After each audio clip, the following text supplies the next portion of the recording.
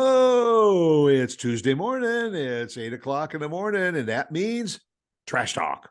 Good morning. Hey, so how you doing? I'm good. I'm here 75% here today. Yeah, you're still going around the corners looking for yourself, right? Yeah, it's just been a long it's long one today. I'm tired. Yeah. And I'm not tired. I mean, I'm always tired in the morning, but my body hurts today. Yeah. So not only are you mentally tired, you're physically tired to go along with it. Yeah, for you guys actually watching, you can see my puffy eyelids right here. I was doing a little bit of this myself Yeah. this morning. Look, I rolled out of bed. I put the coffee on, Yep, get went to the get the bathroom. coffee. Yeah, gotta Yeah, go with that. got my big water too. I didn't brush my teeth. I'm not wearing pants. It's a good time. It's a good time. Well, hey, I'm standing in front of some food trucks because I said to you, what are we going to talk about? And I said, I've been thinking about food trucks. There seem to be more and more and more and more of them popping up. And so, and is it a good thing? Is it a bad thing? I mean, obviously at parks and local events and everything, it's a plus because if you get hungry or thirsty, you got someplace to go. You don't have to get in the car and go there. Um, but I was also thinking, are food trucks drawing people away from the brick and mortar restaurants? I think the brick and mortar restaurants are drawing people away from the brick and mortar restaurants, if you want me to be honest with you. But I'm a fan of food trucks, but just like bars, just like beer, just like whatever, if you don't do it right, just because Exactly. you got food on a truck doesn't mean it's good. That's right. That's right. You got to have a product to sell, and if you do, they'll keep coming back. I mean, it probably started when we were kids, and the ice cream truck used to come up and down the neighborhood. I wish Uh, they did. You know what? It's funny because every now and then I'm driving down the road and I see an ice cream truck and I'm like, where'd you go? Because you don't come to my neighborhood. right. Where are you, Who dude? are you serving? And then I always wonder, why don't they put their phone number on the side of the truck, so while you're driving, even you can just take out your phone, call the truck and say, hey, what neighborhood do you service? Well, that's really cool because I love food trucks and I've had some amazing food on food trucks. What's great about it is you can do so many, besides being mobile, you can do so many unique, amazing things that you can't get away with at a restaurant because of inventory. You can literally have a food truck. There's this food truck, and I'm going to plug them. I don't care. There's a food truck called Frenchie's Frenchies. and I love her. She's this French woman, and they make some of the greatest sandwiches and melts. But what she does is she changes it on a regular basis. She'll have like 3, 4 core items, but now every time I see her, she's like, "I just added this. I just added this. We're doing this today." You don't get that at a restaurant. You might get a weekly special, monthly, but unless it's a unique restaurant, you're not getting daily changes like that. And it's so good and Yeah. fresh, and you can taste the passion on the plate. And considering the limited amount of storage, both cold storage and that is on these food trucks, I mean, the operator of the food truck, you can't just say, "Hey, I'm going to start a food truck and have hot dogs and hamburgers or something." No. You have to have a hook in order to get the people to visit your food truck. And I mean, what started out, I think tacos was probably the big item, because They're it still was amazing it was tacos out easy. It was easy for storage and preparation and everything, and people would order 2, 3 at a time, and then you got all kinds of different kinds of tacos. I'm still trying to figure out the handle, what they call a street taco, and why there. a Yeah. street taco is different from a restaurant taco. It's completely different. It's 1,027 million% different. Street tacos, number one, are typically smaller anyway. They are smaller and they have more fresh ingredients on there, like a barbacoa, a pork, brisket, beef, veggie, avocado. Whereas a restaurant taco might have, and typically street tacos they are in the corn, or small, the shells, not the hard shells, Right. The soft flour or corn Absolutely. You tortillas. get like 3 of them. Give me 3 of them. Boom. Eat Yeah. them. Phenomenal.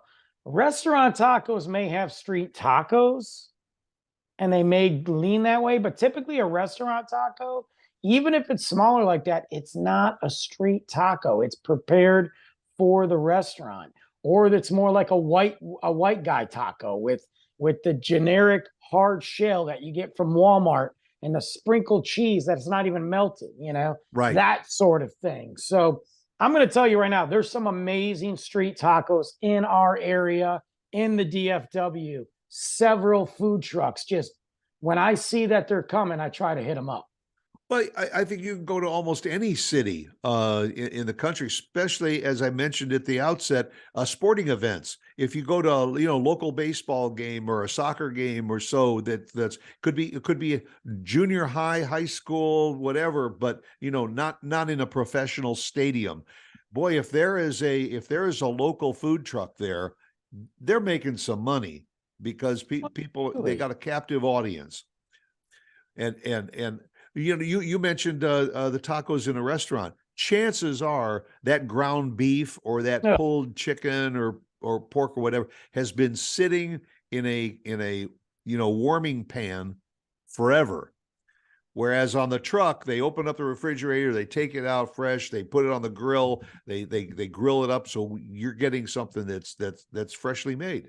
Well, look, and they run it till they sell out. You go to a restaurant, 9 times out of 10, they're not selling out. No, I mean, Right. I'm not saying that doesn't happen, but Right. 9 times out of 10, they don't sell out. So you're getting it fresh. I mean, God, there's a guy, and I forgot where he moved back to New York, but he used to come here all the time. Phenomenal. Some of the best tacos. I'd get 3 every time, sometimes 4, and phenomenal. There's another food truck too. The great thing is, people were thinking tacos and all that. Seafood. There's a phenomenal seafood truck. It's pricey, but seafood's pricey, called Cousin's Maine Lobster. Okay. Oh. Now, yeah, they're everywhere. They were down at Tufts Brewery. They used to be up here at the food truck parks in Frisco. They do like lobster mac and cheese, lobster grilled cheese, like lobster French fries with lobster and sauce all on the fries. It's pricey. I mean, it is. But I got to tell you, you're not getting this rubber nonsense that you get a lot of times. It's legit. And to me, I'm like, look at the options when you go to some of these like food truck parks or events or festivals. You can go get a sandwich, lobster, and then go get dessert from the other ones that have like the dessert trucks. There's even food trucks for dogs. Yeah. I've been to parks of where they have had that, and then of course you got the mobile what am I trying to think, the ices. Oh yeah, you got the Slurpees and stuff like that, where they got like 40, 50 different flavors. Right when COVID first hit, and I was going to talk about this anyway, but when we lived in the apartment complex, there was things going on, nothing to do. They would have the food trucks come to the apartment complex. And so we had a food truck, Italian ice food truck, come to the apartment complex. Luke and I walked down there, get an Italian ice. Then the next Friday, they had a barbecue food truck. We go down there and get barbecue. But those Italian ice food trucks, oh my God. Especially in July and August when it's 105 degrees outside. Dude, that's what it was too. It was 100 degrees outside. Yeah, they could charge $20 a piece and they would still sell out. I wish they would continue that. I wish that food trucks, and some of it's all permits and all that crap, but I wish they didn't care, and I wish more food trucks would just cruise through a subdivision. Just be like, you know what? It's a Tuesday in the summer at 4 o'clock. Let's go cruise and see. The problem is, I know they can't without permission. It's a real big pain in the butt. But I wish that they could do it and just sit there, because you know how many people will run outside and be like, you know what? I don't want to cook. Let's grab something. Yeah. This, there was a movie, and you'll remember the name of the movie because it escapes me right now, with Jon Favreau. Yeah, it's called Chef. It's called Chef. Chef, right. Great movie. Phenomenal movie. I mean, it's like, if you ever had a thought of having a food truck, that's the movie to watch, because he just took a piece of crap truck and everything right from the ground up and built it into a business. And I would have to say, you probably got to not only invest some money into a food truck, but you got to invest an awful lot of time and effort into it too. Well, you got to hustle, and you got to realize where you're at. I mean, even here in the DFW, you do have a season, I mean, yeah, you look, there's food trucks run all year. Right. We get Sure, blessed. yeah. We get blessed because, let's be real, regardless of the week of winter or 2 weeks of winter, it's not terrible. And there's a lot more food truck options. The best thing is to be able to just go park and chill somewhere. So many options, Yes. From places like the truck yard to concert venues to going down to Dallas to Clyde Warren Park and just chilling, you know. But Yeah. I think for a lot of people, it's the creative side that draws people there. Yeah, and I mean, almost every type of food. There are Italian food trucks, Asian food trucks.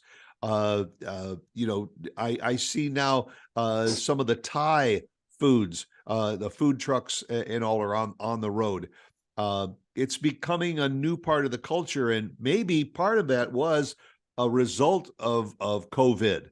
Is when the restaurants had to close their doors, then sometimes the food trucks would do deliveries. They might cook in the restaurant, or they might cook on the food trucks, but go around and deliver to people's houses.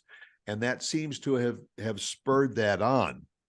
Well, yeah, and a lot of these food trucks too. So there's two places that I'm aware of where they store their food trucks. One is I think they're both in Dallas, but there's another place where right here actually, and I believe, don't quote me on it, I believe it's at Collin County College, where you can rent out their kitchen space to do all the prep work and cooking and all that, and then Smart. load up your food truck and then take out for the day. I'm 90% sure that's where one of them is, and I talked to somebody about that a while ago, and that's what they do. So they'll go there and they'll prep it out and cook it out and all that, and then they'll go store their food truck in a safe spot.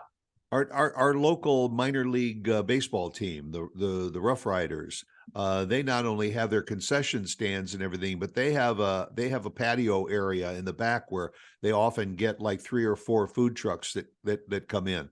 And Smart. they had a food truck that was nothing but salads. That sounds horrible. Make a fresh salad, but you think, how can a truck have really good fresh ingredients? Got to tell you, I've never had such crispy tomatoes and sliced tomatoes and lettuce and all the ingredients.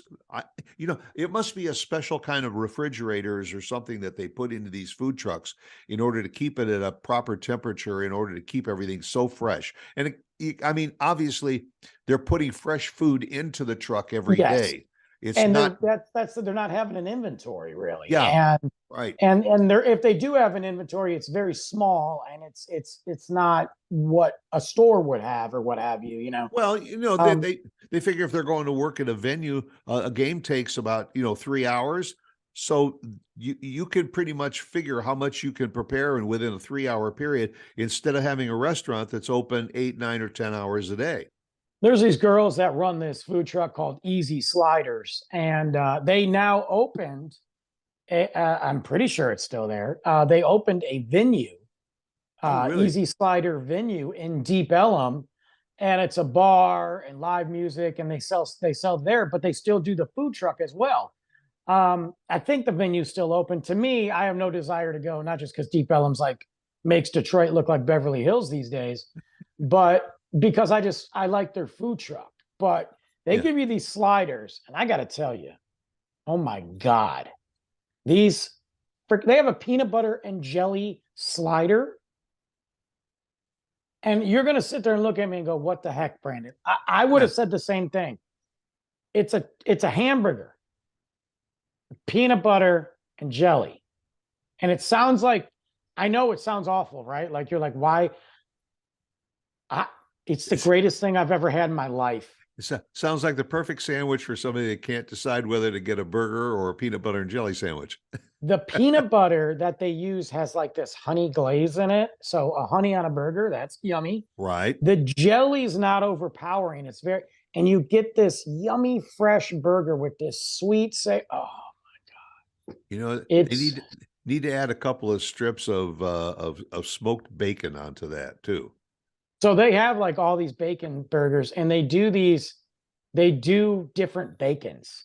They'll have a barbecue bacon strip, a honey smoked bacon, like, and they sell out. And then they put these little pickles. You know, I hate pickles, but instead of a pickle on the sandwich, they put the toothpick in with this little tiny pickle spear right on top of the slider. I had this portobello mushroom slider. Oh my God. Like, forget it. Every time I see those girls, it's like them. And there's a soul food one. And I always get chicken and waffles from them.